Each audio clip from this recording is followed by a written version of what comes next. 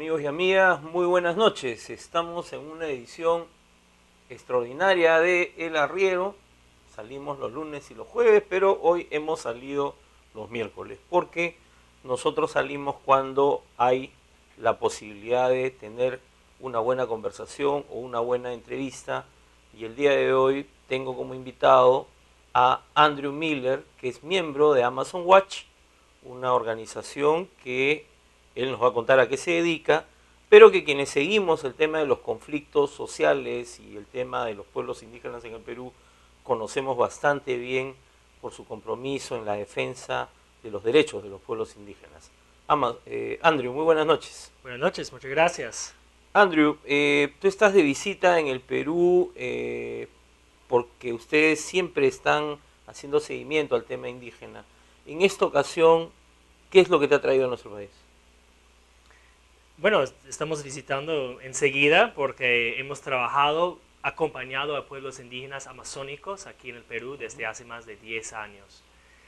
Sobre todo nosotros dedicamos a esta defensa de los pueblos indígenas amazónicos porque vemos que ellos como actores son principales en la defensa de la Amazonía y nuestra teoría de cambio, como se habla entre las ONGs, es que realmente si nosotros como humanidad, si vamos a salvar la Amazonía, realmente los pueblos indígenas tienen un papel principal en esto. Ellos son los actores que conocen la Amazonía y realmente en sus territorios son los que defienden también. Entonces, y también pues mirando cómo nosotros de los Estados Unidos, como económicamente o políticamente, también estamos interviniendo en la Amazonía, nuestro gobierno a través de, por ejemplo, tratados de libre comercio o las inversiones privadas, o como los bancos multilaterales que nosotros financiamos con nuestro dinero, están interviniendo. Y vemos que hay un papel para la sociedad civil de los Estados Unidos en monitorear esto y intentar intervenir de cierta forma. Ahora, Andrew, ahora ya que planteas el tema, ¿no? Hay acá sectores de la prensa, de grupos económicos, gremios empresariales, que ven organizaciones como Amazon Watch como un enemigo de la inversión, además interviniendo en asuntos nacionales, digamos, ¿no? Eh, y cada vez que hay algún conflicto aparecen los nombres de ustedes, Survival, Oxfam, son siempre mencionados, ¿no? Claro. ¿Son ustedes una organización anti-inversión? No, no somos anti-inversión, pero no se puede hacer una inversión bajo cualquier condición. O sea, hay normas, hay leyes, hay derechos. Entonces hay que respetar los derechos. En nuestro caso, pues miramos los derechos de los pueblos indígenas, ¿no?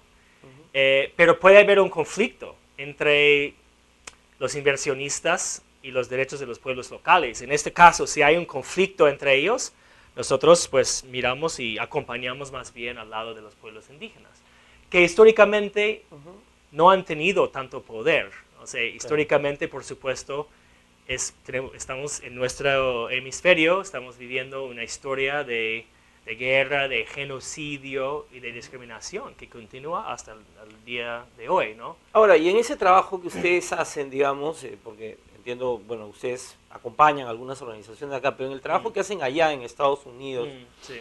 básicamente, ¿en qué consiste? ¿Es difusión, campañas, incidencia hacia las empresas? ¿Cómo? Es un conjunto de todo esto, ¿no? Es un conjunto. O sea, formamos alianzas estratégicas con pueblos. Okay. Para dar un ejemplo, el pueblo Achuar, que en el río Corrientes, en el río Pastaza, en otros hasta Morona, ha habido diferentes compañías norteamericanas que han pasado por ahí. Claro. Hay la Oxy, que estuvo ahí, luego vendió Lote 1AB. Y que ha dejado una que ha dejado un legado de daño, un legado de daño que fue un informe que nosotros, junto con Racimos de Ungorawi y Earth Rights International, otra ONG, pues escribimos y publicamos esto. Pero más últimamente hay otras compañías, por ejemplo el caso de Talismán, que es una compañía canadiense que quiso entrar en Lote 64 después de que los Ashwar había echado otras compañías. Entonces, los Ashwar de Pastaza seguían diciendo que no quisieron la entrada de esta petrolera o cualquiera. Entonces, hace 5 años formamos una alianza con ellos y lanzamos una campaña, tanto aquí como ahí en Canadá, lo cual tuvo diferentes componentes basado en delegaciones de representantes voceros Ashwar que fueron ahí, sobre todo a Calgary, que es el centro de la industria petrolera canadiense, a las reuniones anuales de accionistas de la compañía.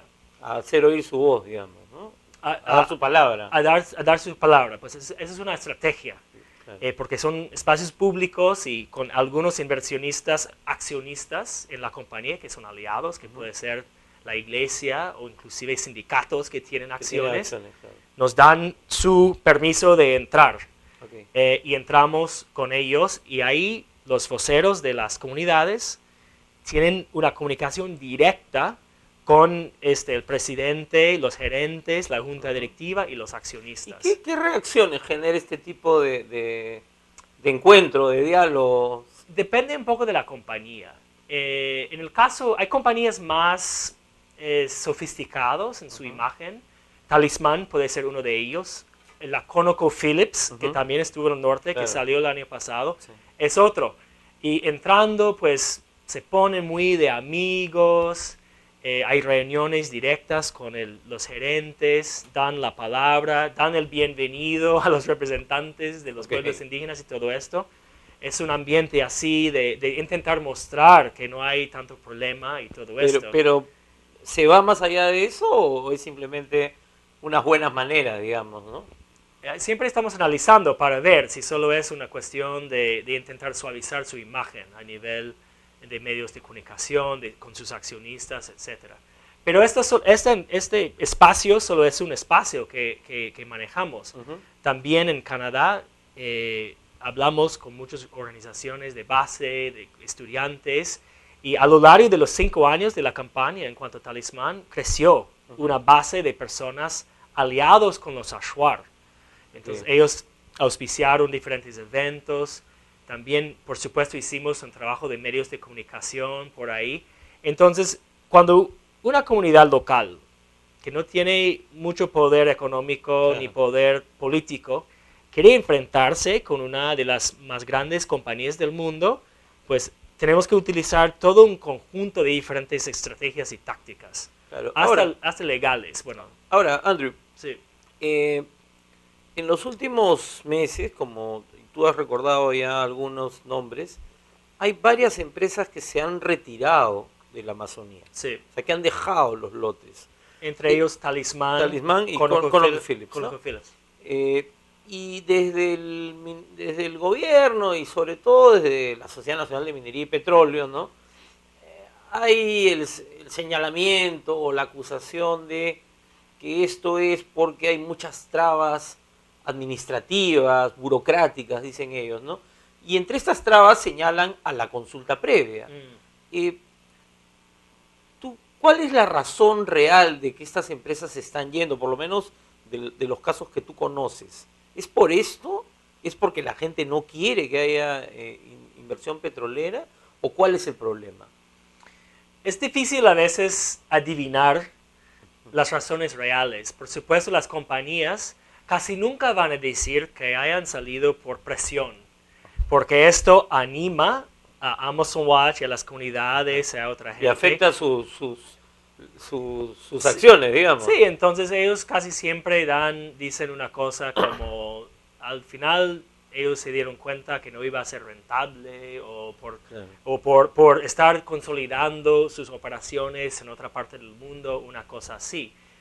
Nosotros pensamos, en el caso de Talisman, nuestra teoría es que ellos se dieron cuenta que la parte de la lote donde hay federaciones indígenas pro petróleo, una que se llama FASAM, ellos a lo mejor se dieron cuenta que esta parte de la concesión no iba a ser rentable, que realmente para sacar la mayor cantidad de petróleo de lote 64 habría que extender sus perforaciones hacia la parte donde después de 5 años ellos se dieron cuenta de que no iban a poder por la oposición permanente, que no ha cambiado. El discurso de los Ashwar no cambió a pesar de tanta esfuerzo por parte de la compañía y todo esto.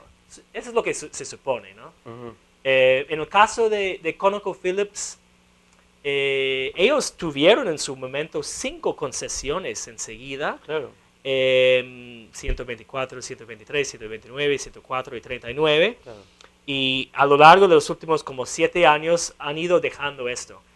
Yo creo en el caso de ConocoPhillips fueron las protestas en Iquitos por parte del Comité de Defensa de Agua el año pasado. O sea, protestas grandes, en parte porque el río Nanay Iba a ser afectado. el río Nanay es de donde se saca el agua potable para consumir ahí en la ciudad. Claro. Entonces son, ¿cuántas personas en Iquitos? O sea, 600, no miles de era personas. solamente la protesta o el rechazo indígena, sino No, también de este entorno ya de la ciudad, digamos. yo creo que sí. Esa es nuestra lectura, ¿no? Ujú. Nosotros habíamos presionado sobre otras cosas y de repente pues salen esas protestas a nivel urbano en Iquitos, y esto puede haber sido el tiro de gracia, para decirlo de una forma media como violenta, ¿no? Ok. Yo supongo, ¿no? Ujú. Andrew, tenemos que hacer una pausa y volvemos para un segundo bloque Fantástico. acá en El Arriero, en esta edición especial, conversando con Andrew Miller de Amazon Watch. Volvemos.